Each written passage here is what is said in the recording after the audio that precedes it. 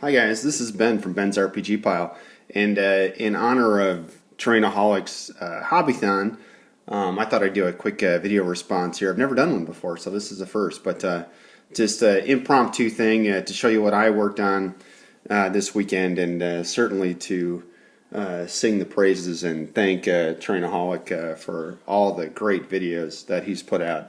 1,000 videos is an incredible accomplishment. But hey, here's what I worked on because I had so much inspiration from the great RPG community and had a little extra time this weekend. It was a glorious thing. But first thing I'll show you is we got our little guy there, and he's throwing a rock.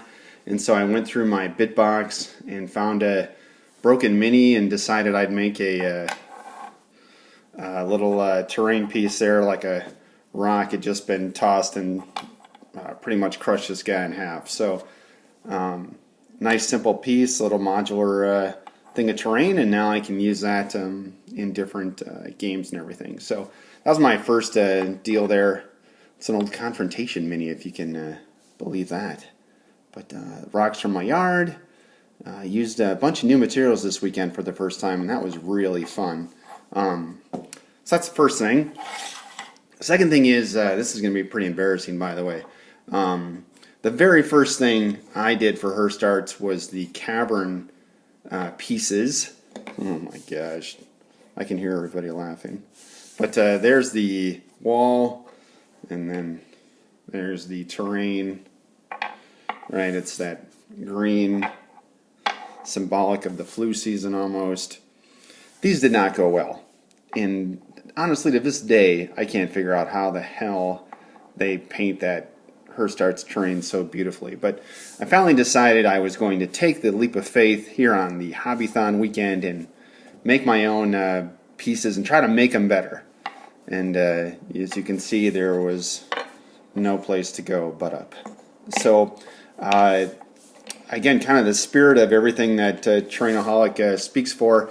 He's an inspiration, right? So I try to find inspiration in everything I do. And there's this guy on the Hirst Arts forums, Deuce8, and he did this amazing Super Dungeon Explorer board. It's just off the charts, incredible. I'm going to write about some of the stuff I'll show you. That's the next blog post for next Saturday.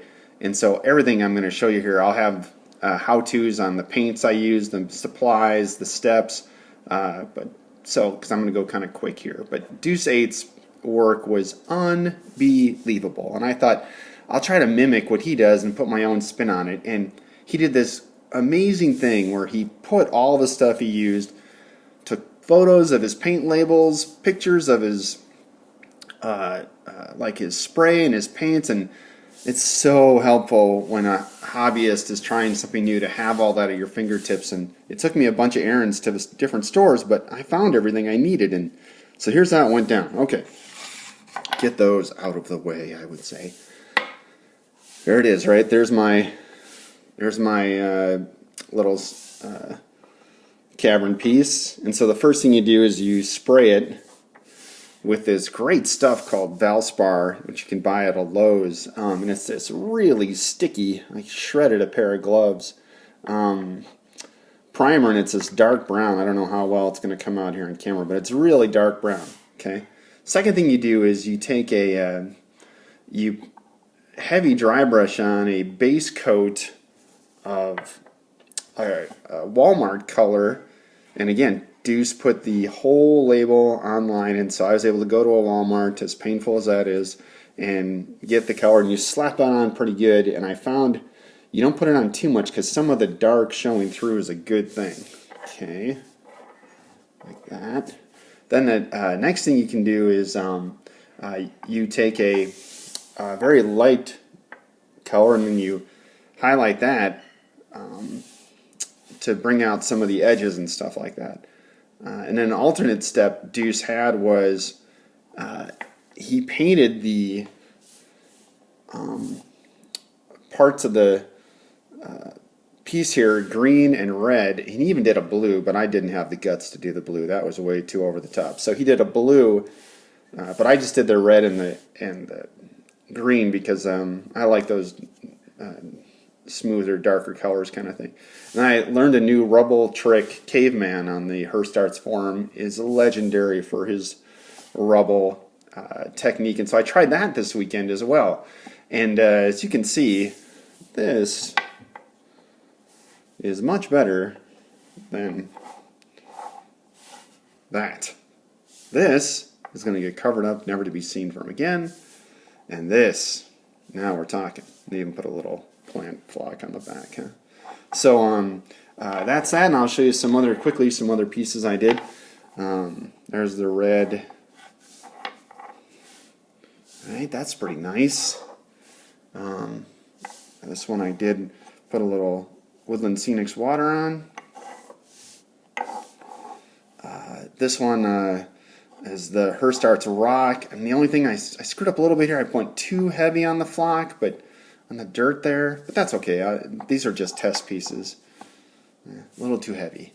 But a little ivory on the column. That worked out pretty good. Here's a bigger piece. Yeah, see that red and green? That red sings, man. Sings. And little Woodland Scenics realistic water in there. See that red on the back? Heck yeah. There's the red right there.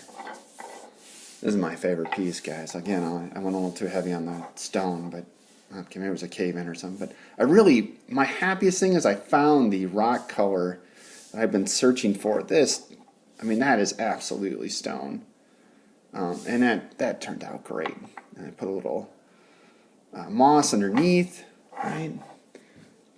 And then one more, I did a tiny little piece of sand on one of the edges.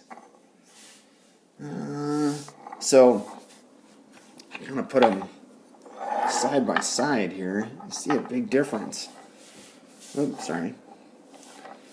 So, first attempt, many years later, new attempt, thanks to the great community that we have. So, pretty big difference.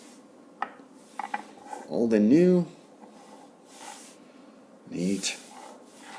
And I think I got, do I have one more that's like that? Oh yeah, here. Right.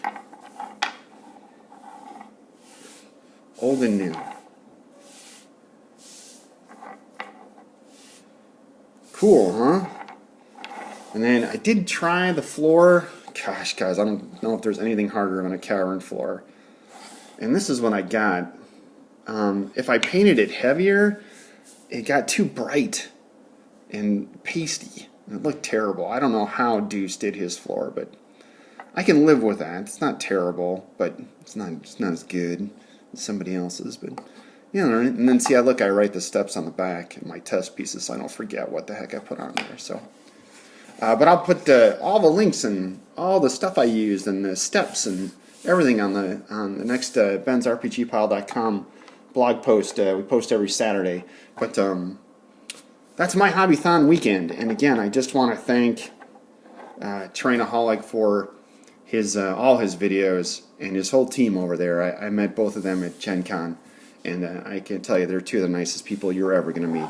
And genuine RPG gamers. That's a great thing. So, hey, congratulations, Terrainaholic. You're an inspiration and you're a leader of this community, and we couldn't be more happy to follow you and watch all your videos. And till the next Hobbython, see you guys.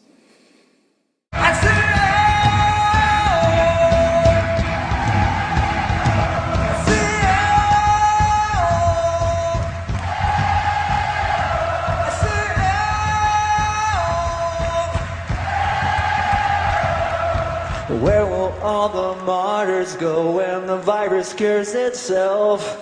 And where will we all go when it's too late?